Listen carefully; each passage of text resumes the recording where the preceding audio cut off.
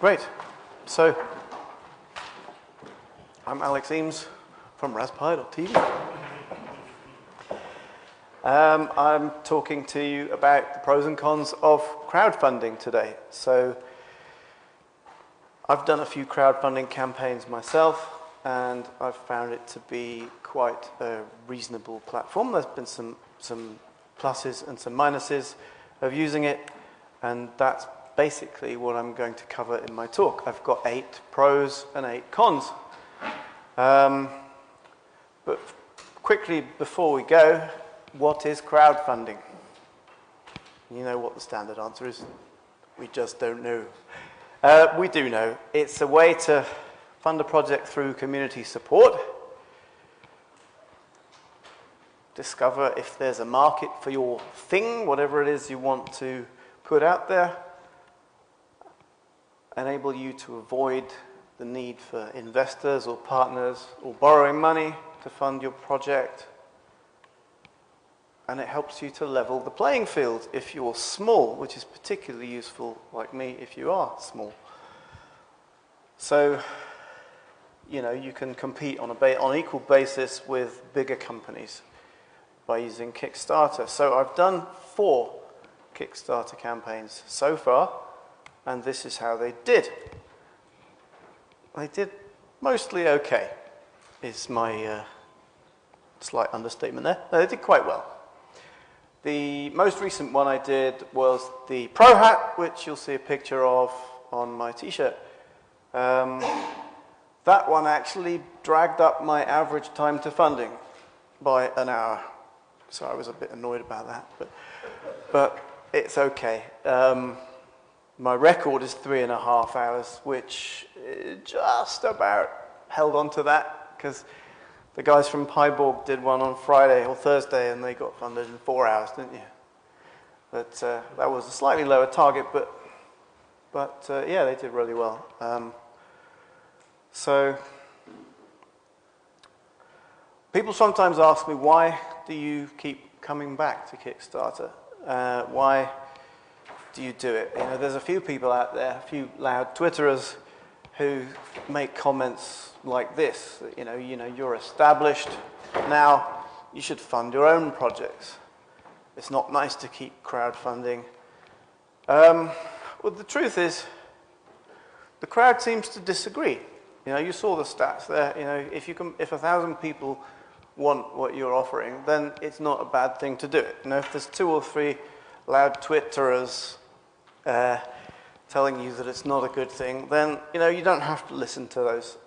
Whenever you do anything big, you're always going to get a few people who are going to try and tear you down, so you just have to ignore that.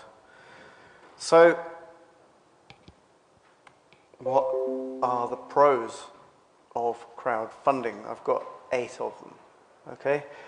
And the first one is, it gives you a really good opportunity to answer the question, does the world want this thing? Whatever it is, whether it's a product or an event or whatever, crowdfunding gives you a reasonably safe way of answering that question. You know, the worst thing that can happen if your funding goal doesn't get met is that you might look a little bit of a twit. But, you know, would you rather look a little bit of a twit or blow £50,000 on a product that nobody wants? You know, I'll take twit. I don't know about you, but, you know, when large sums of money are involved, I'd rather look an idiot than lose loads of money. And I think most people are probably similar. It also helps you answer that question, how many should I make? Because if you're going to launch a product, you know, you don't want to spend money on 1,000 sets of parts and then only sell 50. The flip side of that is, if you know that 1,500 people want your thing, you know that you can probably safely order 1,800 in your first batch, so to have a few extras to sell to people afterwards. So it really can help you to get the numbers right, and getting the numbers right really can make a difference between making a profit and making a loss in business. Mailing list. Any business book, any marketing book you'll ever read will tell you your best leads are the people that you're already in touch with, the people that you've already sold something to in the past. And using crowdfunding gives you a really good excuse to write to your mailing list. I mean, if you've done crowdfunding projects before, obviously you can write to the previous ones, but if you've got a network, you can write to your list and say, look, I'm doing this crowdfunding campaign. It's this product. Would you like to come and have a look and see if you want to back it? And it can give you a really good way of using that. This is something that's kind of unique to crowdfunding. There's a certain kind of magic about it that it just builds buzz. You know, you get people like to back you, and they like to share it on Twitter and on Facebook and on their websites and social networks. And there's something about it. I'm not quite sure exactly what it is, but there's something about crowdfunding that people want. People want to back the small guy. People want you to succeed. People want to share it, and that's something you just don't get. If I was just to make this and release it on the market, I might sell 200 or 300, but you know, you just wouldn't get that. You wouldn't get the buzz. It's like, oh, Alex has launched another project. That's nice, you know. But if you make a campaign, it somehow it has more to it. You know, there's something I haven't quite fully defined, but it definitely is a great buzz builder. It also can be a tremendous amount of fun. You know, what did you feel like on Thursday morning? So completely for the recording, Claire from Pyborg is saying that they did their campaign on Thursday morning, started, and she went completely from hyper to crying. It is a bit of an emotional roller coaster, isn't it? Yeah. And what's the name of your project? Zeroborg. So check out Zeroborg on Kickstarter and go back it. It's a little robotics board for the Pi Zero. Yeah, it's tremendous fun, and also it's fun for the backers too. One thing that I was really surprised about when I did my second Kickstarter was that somebody who backed the first one wrote to me and said, I really enjoyed the experience of watching that first one come to life, and I enjoyed it more than I enjoy using the product. Not because the product was... I had mixed feelings about that. Not because the product was rubbish, but because actually, you know, it's a ride. Somebody came along for the ride, they look over your shoulder, they see how you deal with the problems, they see how you communicate them, and that's very important. The communication is very important. But yeah, it's not just fun for the creators, it's fun for the backers as well. I don't have the money. Now, this is probably, even the hardline Twitterers that I talked about earlier on would probably say this is a good justification for going to Kickstarter or crowdfunding. If you don't have the money to fund your project, you know, using crowdfunding can help you get there. I can't or I won't risk it.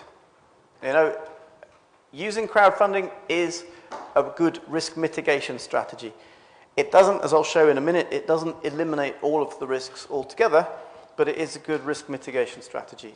You don't have to stump up your 20, 30, 50,000 pounds in advance for your project without knowing that people actually want it.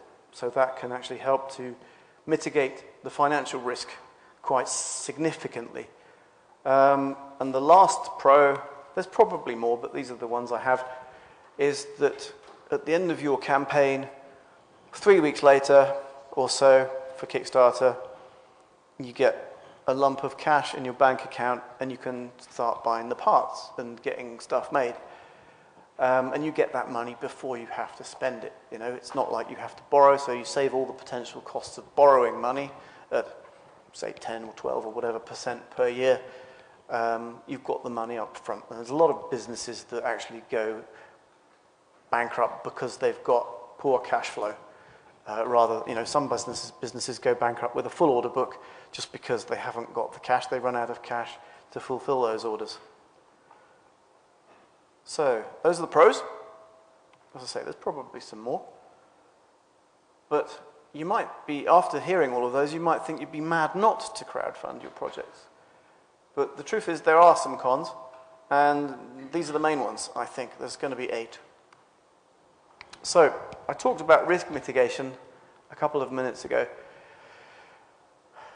The reason why it's not completely mitigated is this. Let's imagine you have just done a project and you've taken £500,000. Woo! Awesome. So 3 weeks later, you get in your bank account £450,000 because you lose 10% off the top.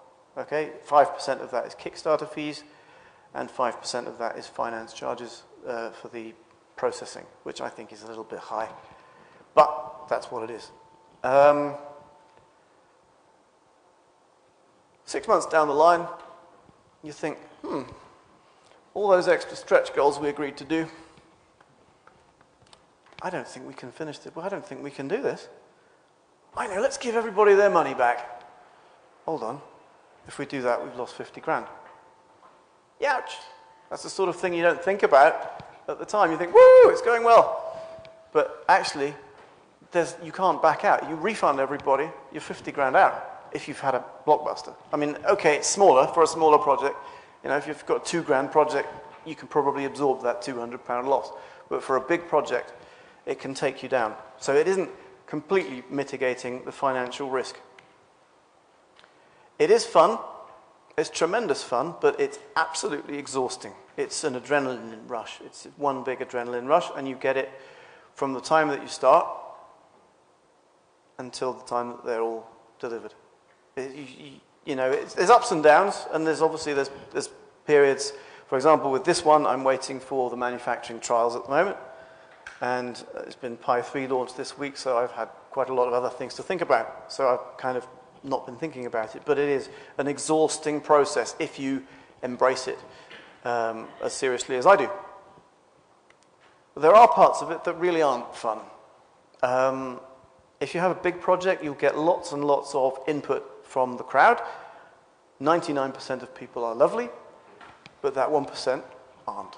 And you'll get some silly suggestions, snarky comments, and you will get that. You can't, you know, I had one on my most recent campaign. It was someone criticizing one of the stretch goals because it wasn't valuable enough or something like that. And it's just like, okay, whatever. But you have to be polite, I know, otherwise you put people off. So that side of it's not very much fun. But the important thing is that you keep communicating. Confidentiality risk. You can't shift your Raspberry Pro Hat or whatever it is, your Zero Borg, without showing people what it is. And you're going to be showing them what it is before you've released it. So there's a possibility that someone in China might think, oh, that's a good idea, let's get it out there before they do. It's a risk, okay? It doesn't happen very often, but it is possible that it could. That's why tech people are usually very close to their chest about what they're doing next. But with crowdfunding, you can't. Crowd control. If you get into difficulties, the crowd can turn against you if you don't manage the communications really well. And if the crowd does turn against you, you can find yourself in big trouble. There have been campaigns where people have started asking for their money back, and it's almost like a bank run. You know, if someone sees they've asked for their money back, they've asked for theirs, and it can be a cascade. Fortunately, I managed to hold on to the HDMI Pi thing, you know, another 6 months, and I think we'd have been there, to be honest with you. But we managed to hold on to that, and you just have to communicate well and try and be as honest as you can. The truth is, the crowd can cope with the ups and the downs. If you tell them what's happening, there will be a few people who slag you off, but the others will tear them apart. Because people do understand. The crowd as a whole does understand, and it can cope with the fact that something went wrong with your manufacturing process, and you need to get it corrected, and it's going to take another 2 months, and sorry. You know, as long as the communication...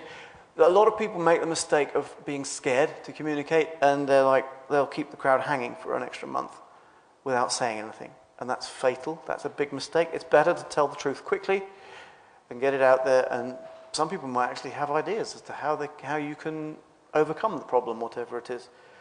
So that communications is absolutely vital. So mixed usefulness of interaction.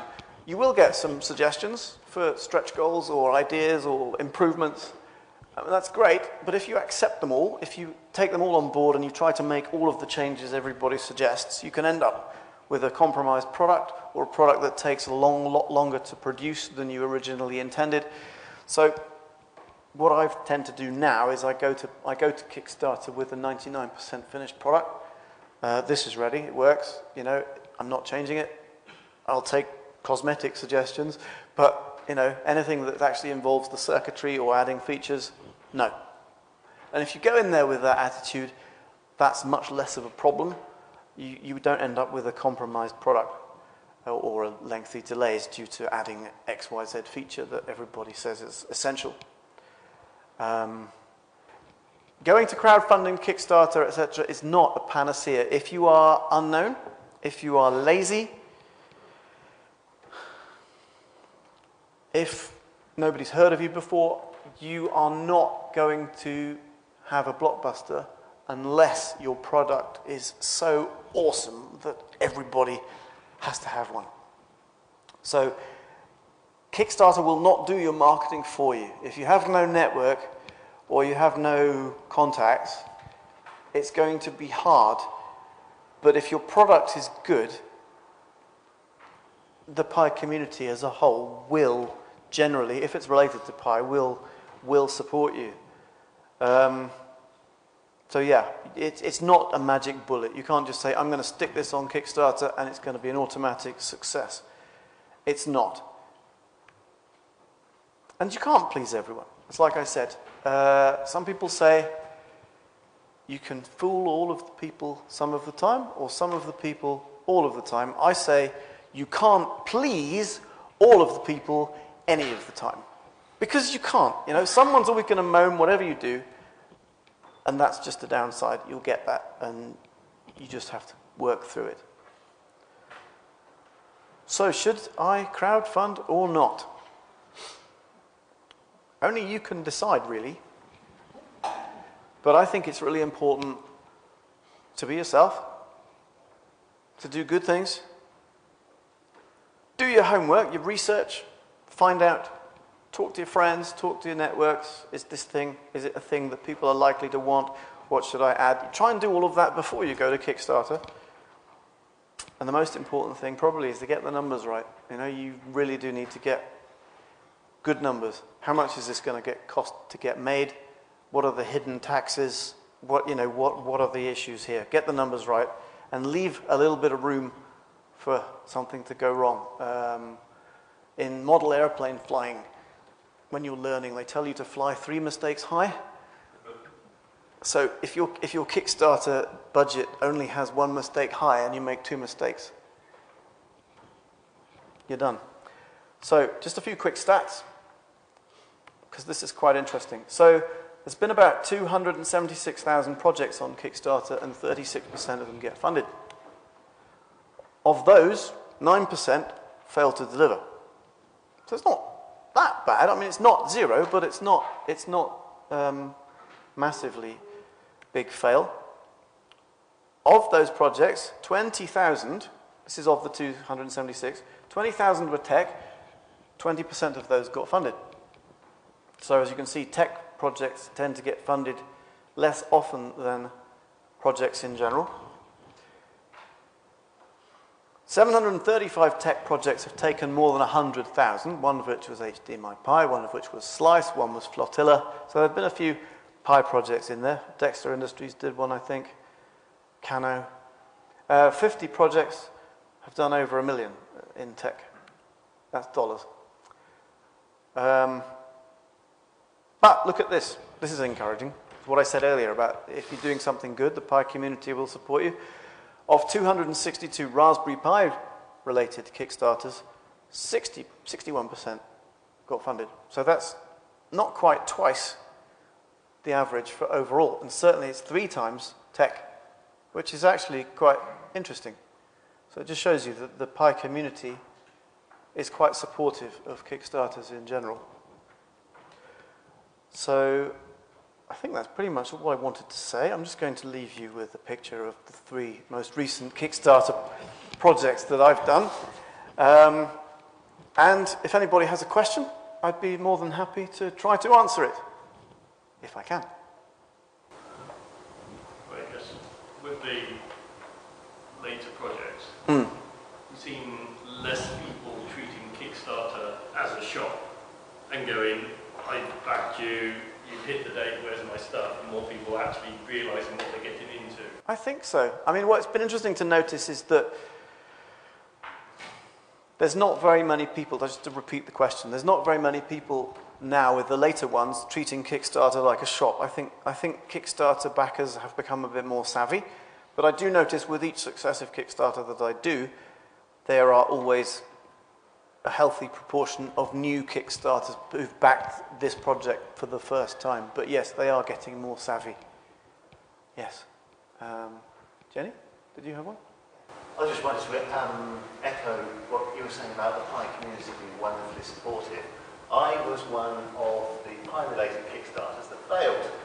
And actually, having a Kickstarter that failed is great because you don't have to do all the fulfillment stuff. But the Pi community is great because most of the people who backed it bought one anyway. Right. So even if your Kickstarter fails, don't give up because it's a great way of getting the people interested in your product even if they don't get it through Kickstarter.